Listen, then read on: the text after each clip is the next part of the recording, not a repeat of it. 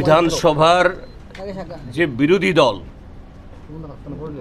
সিপিআইএমের যে বিধায়করা আমরা আছি 10 জন, তার মধ্যে একজন নেই, 9 জন বিধায়ক আজকে আমরা এসেছি মাননীয় রাজ্যপালের সমীপে। আমাদের যে আর্জিটা হলো, আমাদের রাজ্যের যে পুলিশের মহানির্দেশক যিনি গত 20 তারিখে একটা ট্র্যাজিক ডেথ হয়েছে, অত্যন্ত অস্বাভাবিক দুঃখজনক মৃত্যু হয়েছে। আমাদের রাজ্য সরকার এটাকে আত্মহত্যা বলে চালিয়ে দেওয়ার জন্য চেষ্টা করছেন। সারা দেশের মানুষ, শুধু আমাদের রাজ্যের মানুষ না, এটা কেউ বিশ্বাস করতে পারছেন না। অনুরাগ ধানকরের মতো সারা দেশের পুলিশ অফিসারদের মধ্যে এরকম একজন পরিশীলিত, দক্ষ, সৎ, নিষ্ঠাবান, যিনি অল্প বয়স থেকে এসডিপিওর পদ থেকে শুরু করে শুধু ত্রিপুরা রাজ্যের ডিজি না, সিবিআই এবং আন্তর্জাতিক ডেপুটেশনেও দেশের সম্মানকে বহু উপরে তুলেছেন, রাজ্যকে তো তুলেছেনই। তার মতো একজন ব্যক্তি সোমবার দিন, যেদিন এটা পুলিশের নিয়ম না কী রকম, যে সপ্তাহে একদিন বা দুদিন যে পুলিশের কাছ থেকে গার্ড অফ অনার নেন অফিসে গিয়ে, সেদিন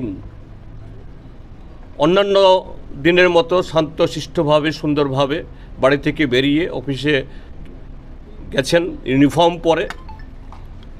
আর সেই ইউনিফর্ম পরা অবস্থায় যে অফিস ত্রিপুরার যে 44 লক্ষ মানুষকে নিরাপত্তা দেয়, সেই অফিসের সবচেয়ে নিরাপদ কক্ষে তাকে এরকম দুঃখজনক অবস্থায় পাওয়া গেছে। এটা কোনো প্রকারই যে আত্মহত্যা হতে পারে না। তো রাজ্য সরকার ইতিমধ্যে এটা এসআইটি গঠন করেছে। পশ্চিম ত্রিপুরার জেলা এসপি মিস্টার পন্থকে নেতৃত্ব করে ব্যক্তিগতভাবে আমি এবং আমাদের কলিগরা আমরা চিনি, অল্প বয়সী, শিক্ষিত, তরুণ, স্মার্ট, সব দিক থেকে। কিন্তু তারপরও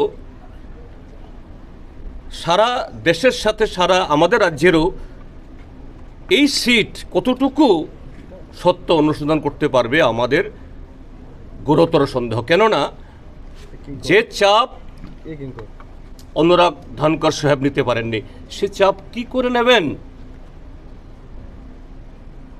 মিস্টার পনকে খাটো করছি না, পনকে দুর্বল করছি না।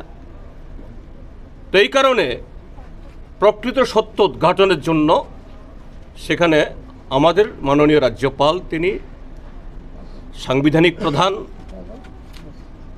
তিনি যাতে আমাদের এই রাজ্য সরকার